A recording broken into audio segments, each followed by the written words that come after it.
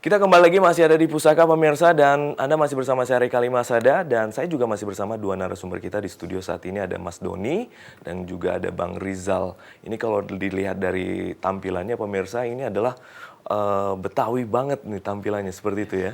Dan mungkin ini akan membawa senjatanya mungkin apa ya? Golok ya mungkin ya? Golok. Golok. Oke, nanti kita akan bahas lebih lanjut pemirsa. Tapi kita akan masih mengangkat tema adalah keanekaragaman bentuk pusaka. Nah ini berdasarkan sudut pandang Bang Rizal dulu deh. Iya. Ini kira-kira apa nih, seperti apa nih bentuk pusaka yang ada di Indonesia ini? Saya kan pasti banyak, mungkin Bang Rizal pendapatnya sendiri bagaimana? Pendapat saya, ya saya mengambil dari pendapat umum juga, bahwa pusaka di Nusantara bukan hanya keris, tombak, pedang, masih banyak seperti golok, pisau-pisau, badik, rencong, ada kujang juga, itu pisau raut, jadi banyak sekali.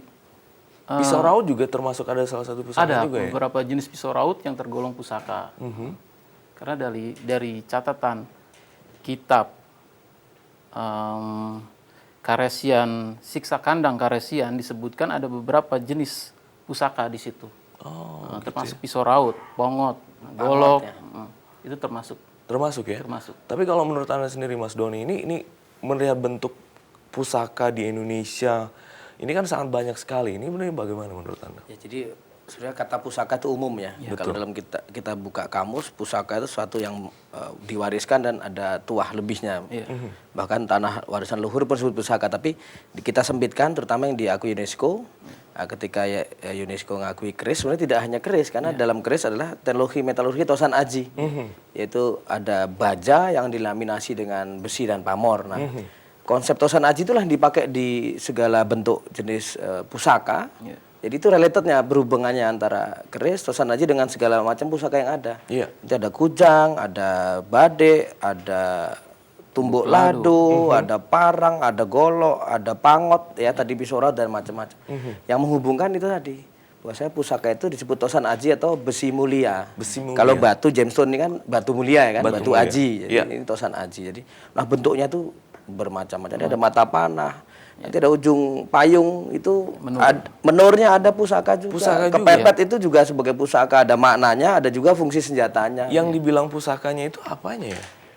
Kenapa dibilang pusaka? Ya karena itu tadi dibuat dengan Tosan Aji, dengan teknik metalurgi besi yang dimuliakan, besi mulia, baja mulia istilahnya begitu. Apakah karena ada kaitannya dengan cerita-cerita masyarakat juga yang Oh ya pasti, karena itu ada cerita di baliknya ya Bang Rizal, dan itu yang justru yang rumit dan itu yang diakui UNESCO kan begitu.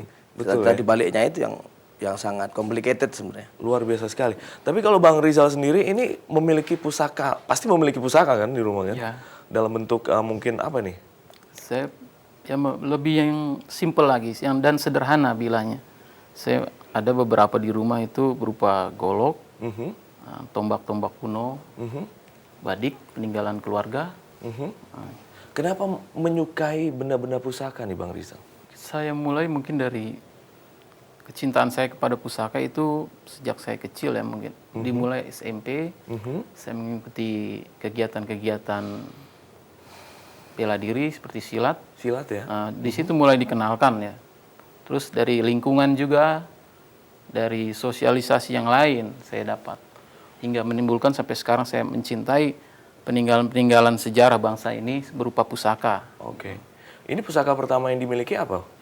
Saya pertama itu punya sebuah golok dan 2 buah tombak. Dibawa nggak di sini goloknya? Saya bawa golok yang ini, satu. Ya. Ini termasuk pertama ya Bang Rizal. Pertama, ini bisa cerita, mungkin bisa dilihat atau bagaimana? Nah ini cerita ini golok apa? Ini saya dapat dari seorang teman, zaman Segaluh. Zaman Segaluh. Zaman Segaluh ini apa nih Mas Doni? Zaman Galuh itu di Sunda, di Pajajaran, Jawa Barat. Pajajaran. Kerisnya juga khas. Ya. Ini kalau di Jawa disebutnya wedung. Ya, wedung. Wedung. Kan bedok atau Bendo. bendo kalau bendo. Ini bisa dijelaskan kira-kira dari tahun berapa juga mungkin? Segaluh itu dimulai pada abad termasuk panjang dia. Karena di atasnya Pajajaran. Jadi ini sangat sebelum luas Pajajaran. sekali. Ya, mungkin ini pemilik pertama hingga generasi berikut ini merawat dengan baik. Ya, turun temurun. Turun-temurun. Betul, sangat baik sekali pemirsa. Kenapa saya bilang sangat baik? Ini mungkin Anda yang ada di rumah tidak menciumnya, tapi saya yang ada di studio ini menciumnya wangi sekali. Ini memang benar keluar dari benda pusaka ini. Iya. Waktu saya dapat sampai sekarang itu ya beberapa kali saya bersihkan tetap enggak. Harumnya tetap sama ya, kembali lagi. Kembali lagi. Kembali lagi. Luar biasa sekali. Kalau tidak ditambahi minyak wangi, apa minyak? Enggak ditambahin kan? Tidak. Paling Tidak, ya? saya hanya menggunakan minyak anti karat aja. Oke, baik. Nah, yang pasti pemirsa, kita akan kembali lagi setelah yang satu ini. Jadi pastikan Anda jangan kemana-mana karena masih banyak sekali benda-benda pusaka yang akan kita bahas kepada Anda. Jadi tetap terus di Pusaka.